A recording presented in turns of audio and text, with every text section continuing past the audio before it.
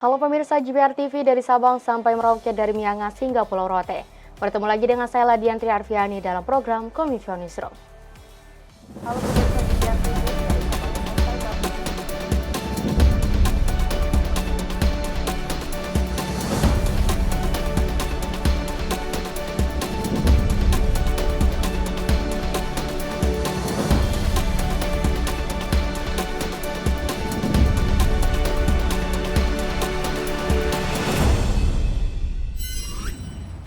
Pemirsa, inilah Kominfo Newsroom selengkapnya. Setelah mengikuti keseluruhan rangkaian acara KTT G20, Menko Perekonomian Erlangga Hartarto bertolak ke Bangkok untuk menghadiri rangkaian acara Asia Pacific Economic Corporation Economic Leaders Week di Thailand. Di kesempatan tersebut, Menko Erlangga mengusulkan dua prioritas, yakni meningkatkan kualitas investasi ekonomi hijau serta mempromosikan peningkatan kapasitas dan transfer teknologi. Menteri Koordinator Bidang Perekonomian Erlangga Hartarto memimpin delegasi Republik Indonesia dalam sesi working lunch pada pertemuan tingkat Menteri APEC. Menko Erlangga menyampaikan pentingnya global solidarity yang telah terbukti ketika pandemi COVID-19 melanda dunia. Pandemi COVID-19 menunjukkan kepada kita bahwa global solidarity bukan hanya jargon. Menko Erlangga menekankan pentingnya menghubungkan kembali semua ekonomi APEC sebagai kunci untuk meningkatkan pertumbuhan ekonomi di kawasan. Menko Erlangga mengusulkan dua fokus kebijakan, yakni sinergi sistem kesehatan dan konektivitas digital. Lebih lanjut, Menko Erlangga juga menggarisbawahi peran penting dan konektivitas digital yang telah menjadi bagian tidak terpisahkan dari kehidupan masyarakat. Kemudian Menko Erlangga melihat bahwa masih terdapat tantangan untuk mewujudkan konektivitas digital. Salah satunya digital divide yang terjadi baik di dalam maupun antar negara APEC. Perlunya kerjasama APEC guna mewujudkan pertumbuhan ekonomi berkelanjutan, khususnya dalam peningkatan investasi untuk ekonomi hijau, serta peningkatan kapasitas dan transfer of technology. Perlunya penguatan konektivitas di berbagai bidang infrastruktur kesehatan, termasuk fasilitas kesehatan vaksin, interoperability dari aplikasi tracing, serta peningkatan konektivitas digital, termasuk melalui public-private partnership. Rapat Dewan Gubernur Bank Indonesia pada 16 hingga 17 November 2022 memutuskan untuk menaikkan BI 7-Day Reverse Repo Rate, yakni sebesar 50 BPS menjadi 5,25%. Suku bunga deposit facility sebesar 50 BPS menjadi 4,50% dan suku bunga lending facility sebesar 50 BPS menjadi 6,00%. Gubernur Bank Indonesia Peri Warjio menilai keputusan tersebut sebagai langkah menurunkan inflasi yang saat ini sudah tinggi, serta memastikan inflasi inti kembali ke target BI lebih cepat. Bank Indonesia kembali menaikkan suku bunga acuan. Kenaikan disampaikan dalam rapat Dewan Gubernur BI November 2022. Kali ini, Bank Indonesia mendongkrak BI 7-Day Repo Rate sebesar 50 poin menjadi 5,25%. Di waktu yang sama, Bank Indonesia juga menaikkan suku bunga deposit facility sebesar 50 BPS atau 4,5%. Dan suku bunga lending facility sebesar 50 BPS atau 6%. Keputusan kenaikan suku bunga disebut Gubernur BI Peri Warjio sebagai langkah menurunkan inflasi yang saat ini sudah tinggi, serta memastikan inflasi inti kembali ke target BI lebih cepat. Peningkatan suku bunga disebut Peri juga untuk memperkuat bauran kebijakan stabilisasi nilai tukar rupiah terhadap mata uang dolar Amerika Serikat dan menjaga momen pemulihan ekonomi nasional di tengah ketidakpastian pasar keuangan global. Tidak berhenti di situ, langkah Bank Indonesia untuk menjaga pemulihan ekonomi, yakni dengan mendorong penggunaan KRIS lebih masif dan melanjutkan pengembangan fitur dan layanan KRIS termasuk perluasan KRIS antar negara. Melansir laman Bank Indonesia, pengguna KRIS mencapai 15 juta pengguna baru pada Oktober lalu. Peri Warjio juga menekankan pentingnya sinergi kebijakan Bank Indonesia dengan kebijakan fiskal pemerintah dan Komite Stabilitas Sistem Keuangan. Sinergi ini akan menjaga stabilitas makroekonomi dan sistem keuangan serta mendorong kredit pembiayaan dunia usaha. Bank Indonesia juga terus memperkuat respon bauran kebijakan untuk menjaga stabilitas dan momentum pemulihan ekonomi nasional sebagai berikut. Pertama, memperkuat operasi moneter melalui kenaikan struktur suku bunga di pasar uang sesuai dengan kenaikan suku bunga BI 7D reverse repo rate tersebut untuk menurunkan ekspektasi inflasi dan memastikan inflasi inti kembali ke sasarannya lebih awal. Badan Penyelenggara Jaminan Produk Halal menggelar G20 Global Halal Forum. Pada pembukaan acara tersebut, Wakil Presiden Ma'ruf Amin menyebut ada 3 poin yang harus diperhatikan. Wapres berharap forum yang diikuti perwakilan 44 negara itu ada kerjasama konkret terkait pasar halal di dunia.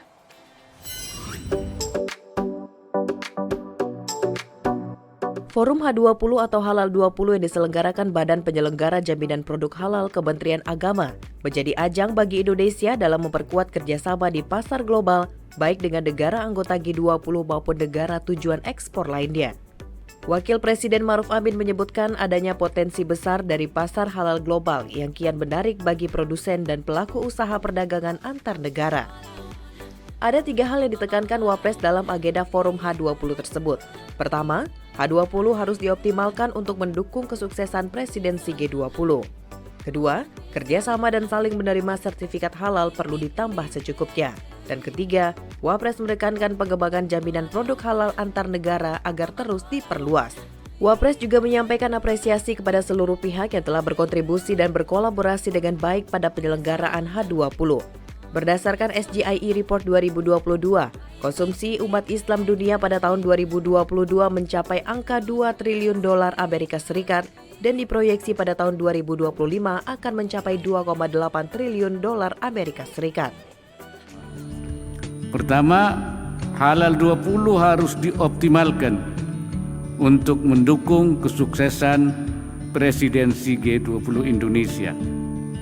Kedua, kerjasama saling pengakuan dan saling keberterimaan sertifikat halal perlu ditindaklanjuti serta ditambah cakupannya. Tiga, kerjasama pengembangan jaminan produk halal antar negara agar terus diperluas. Jaminan produk halal tidak hanya soal sertifikasi, tapi juga soal teknologi, sumber daya manusia atau SDM, dan sarana prasarana.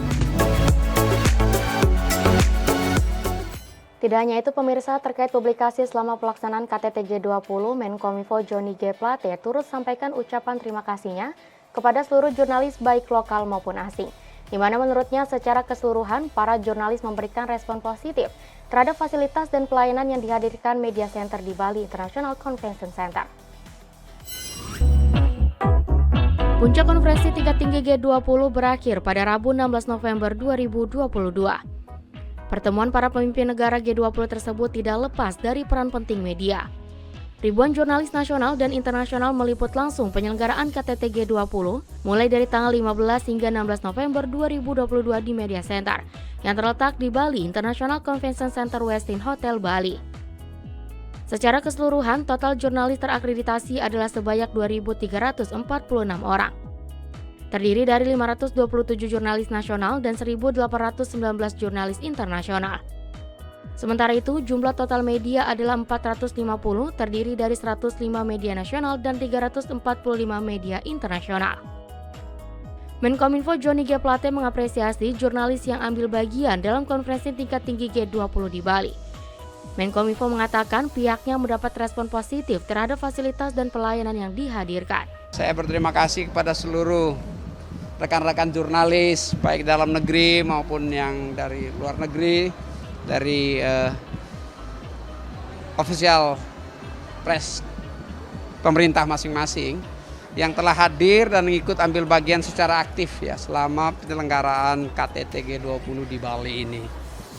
Secara keseluruhan respons dan evaluasi yang kami terima secara langsung ya, itu media-media cukup happy ya. Mereka merasa terlayani dengan baik, dengan penuh keramah tamahan dan berbagai kemudahan-kemudahan.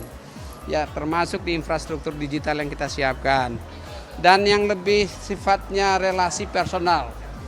Makan, minum, jus dan lain sebagainya itu yang semuanya tersedia dengan baik. Bahkan sampai pijit kaki juga disediakan ya.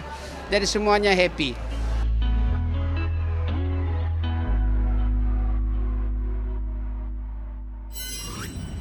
Menyisakan kesan positif terkait teknis penyelenggaraan KTT G20 di Bali, Ruang Media Center pun tak luput dari pujian luar biasa dari para media asing.